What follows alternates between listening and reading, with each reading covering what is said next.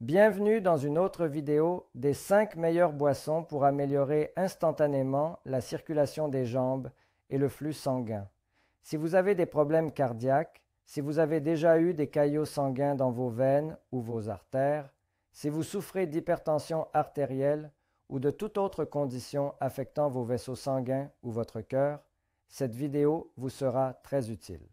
Bienvenue dans une autre vidéo des 5 meilleures boissons pour améliorer instantanément la circulation des jambes et la circulation sanguine. Aujourd'hui, nous allons discuter de 5 boissons qui peuvent aider à améliorer la mauvaise circulation, les varices et les douleurs dans les jambes. Si vous avez des problèmes cardiaques, si vous avez déjà eu des caillots sanguins dans vos veines ou vos artères, si vous souffrez d'hypertension artérielle ou de toute autre condition affectant vos vaisseaux sanguins ou votre cœur, cette vidéo vous sera très utile. C'est particulièrement bénéfique si vous ressentez des douleurs dans les jambes ou si vous sentez que vos jambes sont lourdes après avoir marché une courte distance. Je vais vous montrer quelques moyens simples, peu coûteux et efficaces de stimuler votre circulation avec ces 5 boissons facilement disponibles. Comme toujours, cette vidéo est pédagogique et ne constitue pas un avis médical. Commençons par notre première boisson numéro 5, le jus de betterave. Le jus de betterave est un allié puissant dans la lutte contre la mauvaise circulation, les varices et les douleurs aux jambes. Cette boisson rouge vif est chargée de nitrates que votre corps transforme en oxyde nitrique,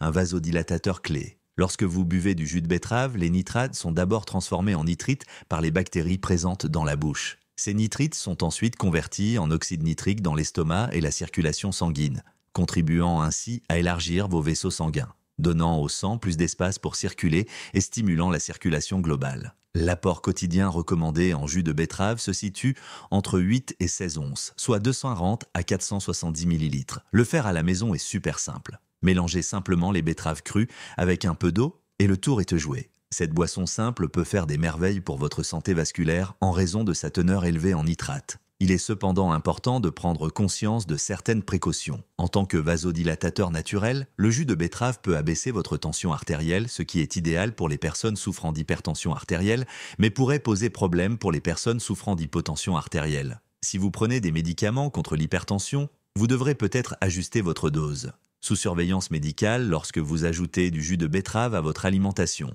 Les effets secondaires sont généralement légers, certaines personnes ressentant un léger inconfort ou des gaz, surtout si elles en boivent de beaucoup. Pour les diabétiques, les effets peuvent varier, alors que de nombreux diabétiques peuvent boire du jus de betterave sans changement significatif dans leur taux de sucre dans le sang. D'autres pourraient constater des pics.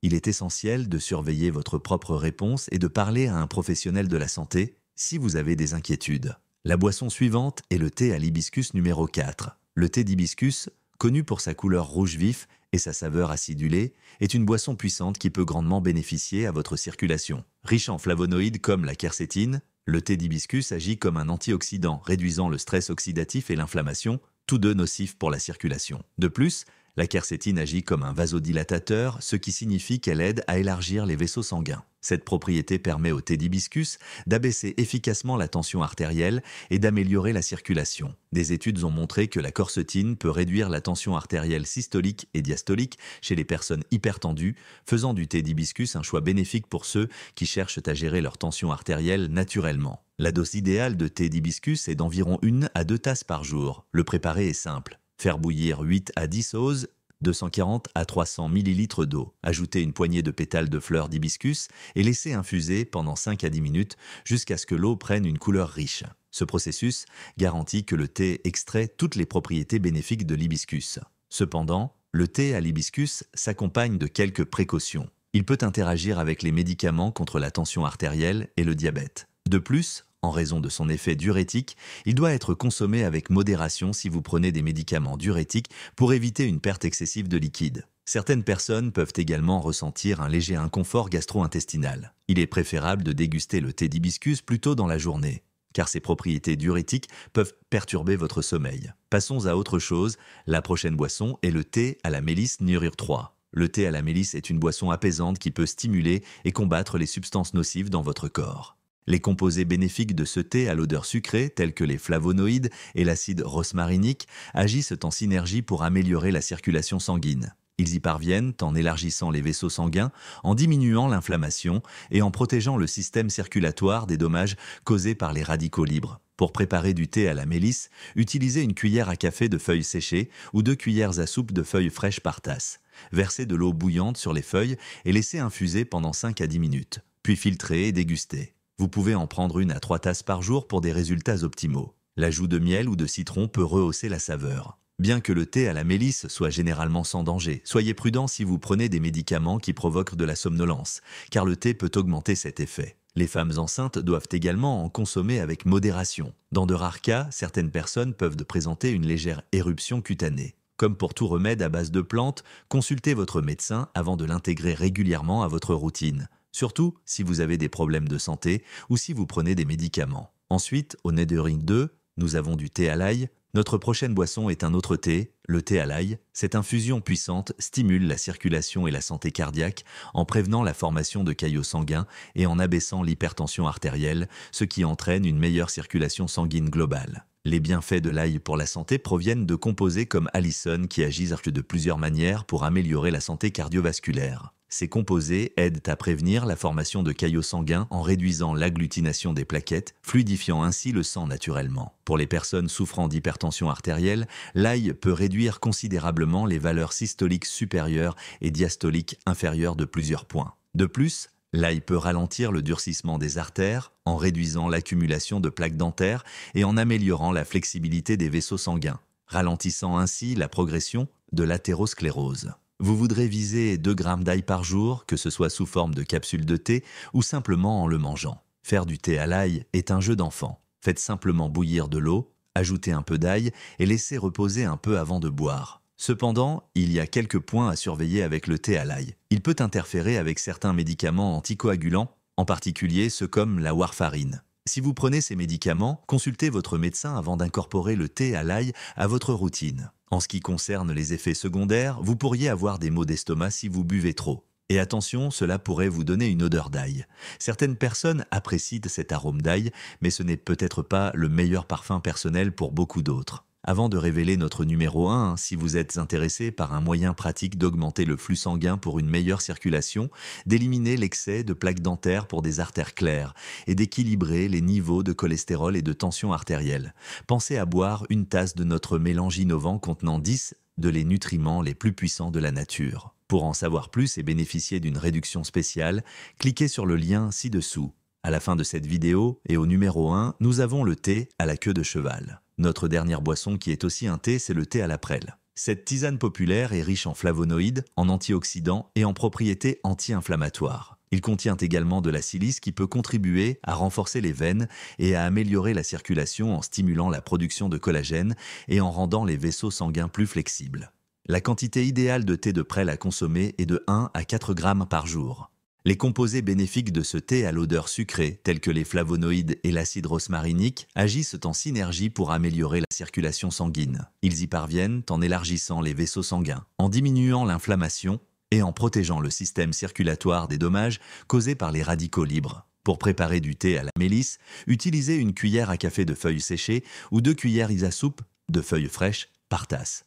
Versez de l'eau bouillante sur les feuilles et laissez infuser pendant 5 à 10 minutes, puis filtrez et dégustez. Vous pouvez en prendre 1 à 3 tasses par dose par jour pour des résultats optimaux. L'ajout de miel ou de citron peut rehausser la saveur. Bien que le thé à la mélisse soit généralement sans danger, soyez prudent si vous prenez des médicaments qui provoquent de la somnolence, car le thé peut augmenter cet effet. Les femmes enceintes doivent également en consommer avec modération. Dans de rares cas, certaines personnes peuvent présenter une légère éruption cutanée. Comme pour tout remède à base de plantes, consultez votre médecin avant de l'intégrer régulièrement à votre routine, surtout si vous avez des problèmes de santé ou si vous prenez des médicaments. Ensuite, au Nethering 2, nous avons du thé à l'ail. Notre prochaine boisson est un autre thé, le thé à l'ail. Cette infusion puissante stimule la circulation et la santé cardiaque en prévenant la formation de caillots sanguins et en abaissant l'hypertension artérielle, ce qui entraîne une meilleure circulation sanguine globale. Les bienfaits de l'ail pour la santé proviennent de composés comme allicin qui agissent de plusieurs manières pour améliorer la santé cardiovasculaire. Ces composés aident à prévenir la formation de caillots sanguins en réduisant l'agglutination des plaquettes, fluidifiant ainsi le sang naturellement.